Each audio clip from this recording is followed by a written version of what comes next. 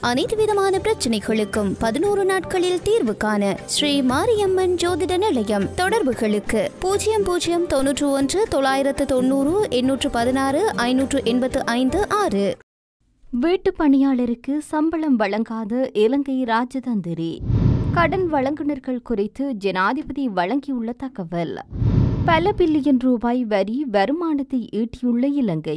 சர்வதேச நாணய நிதியம் பாராட்டு. அரசு ஊழியர்களின் அடிப்படை சம்பளம் குறித்து ஜனாதிபதியின் அதிரடி அறிவிப்பு. இலங்கை மக்களுக்கு சுகாதார அமைச்சு விடுத்துள்ள எச்சரிக்கை. அனுர சஜித் பிரேமதாசாவிடம் ஜனாதிபதி விடுத்துள்ள கோரிக்கை. வெளிநாடுகளில் தலைமறைவாகியுள்ள 48 பேருக்கு சிவப்பு பிடியாணை உத்தரவு. ஜனாதிபதியின் சிலிண்டர் சின்னம் பறிபோகும் அபாயம், முன்வைக்கப்பட்டுள்ள முறைப்பாடு.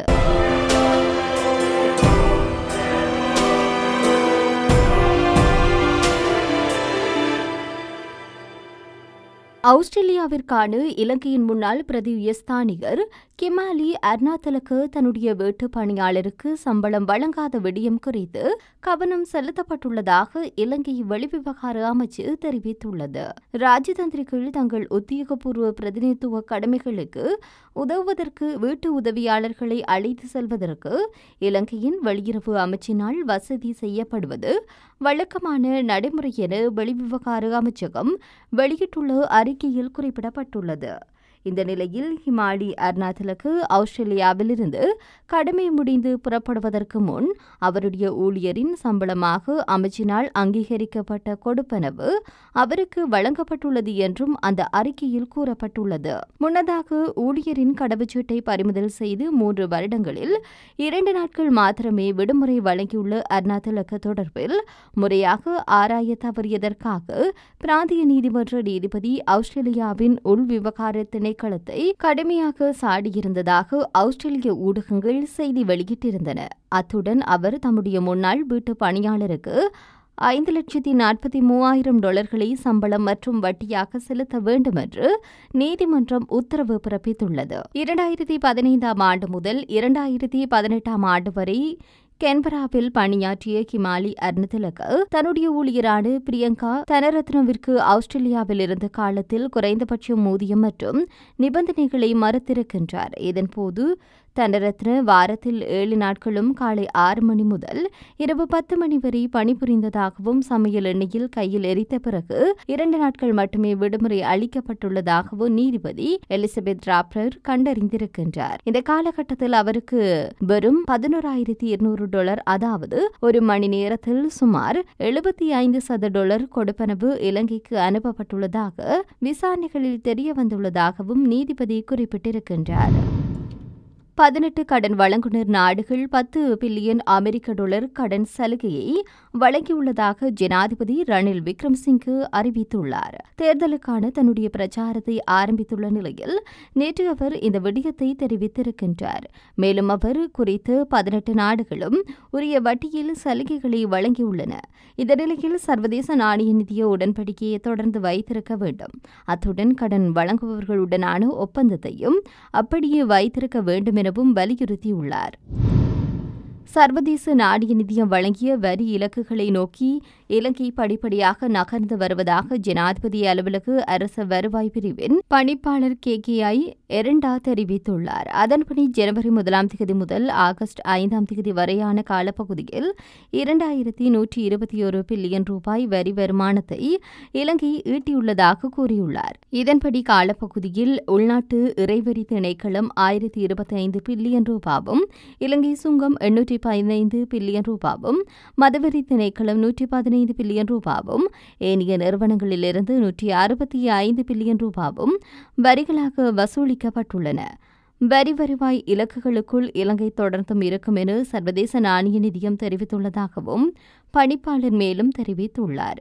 உலகின் ஏனைய வங்குரோத்து நாடுகளுடன் ஒப்பிடுகையில் இலங்கையின் பொருளாதாரம் வேகமாக முன்னேறியுள்ளமைக்கு சர்வதேச நாணய நிதியம் தன்னுடைய பாராட்டுக்களை தெரிவித்துள்ளது. மேலும் இந்த காலப்பகுதியில் அரசாங்கத்தினால் மதிப்பிடப்பட்ட வரி வருமானம் 2,005 பில்லியன் ரூபாவாகும். இந்த வருட இறுதிக்குள் அரசாங்கத்தில் எதிர்பார்க்கப்படும் வரி வருமானம் 4127 பில்லியன் ரூபாவாகும்.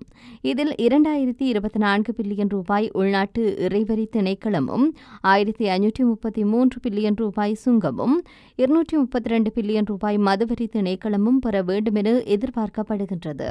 அரசு ஊழியர்களின் அடிப்படை சம்பளம் 55,000 ரூபாவாக அதிகரிக்கப்படும் என ஜனாதிபதி ரணில் விக்ரமசிங்கே தெரிவித்துள்ளார். அனுராதபுரத்தில் நேற்று இடம்பெற்ற ஜனாதிபதி தேர்தல் பிரச்சார கூட்டத்தில் கலந்து கொண்டு உரையாற்றும் போது அவர் இதனை தெரிவித்திருக்கின்றார். இது தொடர்பில் அவர் மேலும் கூறுகையில், அடுத்த வருடத்தில் அரசு ஊழியர்களுக்கான வாழ்க்கை செலவு கொடுப்பனவு 25,000 ரூபாவாக அதிகரிக்கப்படும். அரசு ஊழியர்களுக்கான அடிப்படை சம்பளம் 55,000 ரூபாவாக அதிகரிக்கப்படும் என தெரிவித்திருக்கின்றார். நாட்டின் எதிர்காலம் கருதியே அனைத்து கட்சிகளும் இன்று ஒன்றிணைந்துள்ளோம். இந்த நாட்டின் பொருளாதாரத்தை சஜித்தோ அனுரவோ மீள கட்டியெழுப்பவில்லை. சிலிண்டர் விலை 6,000 ரூபாய் வரை உயரும் போது சஜித் அனுர போன்றவர்கள் எங்கே இருந்தனர் என்று கூற வேண்டும்.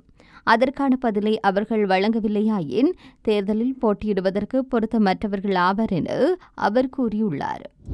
நாட்டில் இந்த வருடத்தின் இதுவரையான காலப்பகுதிக்குள் 34,906 டெங்கு நோயாளர்கள் பதிவாகியுள்ளதாக சுகாதார அமைச்சு தெரிவித்துள்ளது. அதிகளவான டெங்கு நோயாளர்கள் மேல் மாகாணத்திலிருந்து பதிவாகியுள்ள நிலையில் அவர்களின் மொத்த எண்ணிக்கை 14,248 ஆகும்.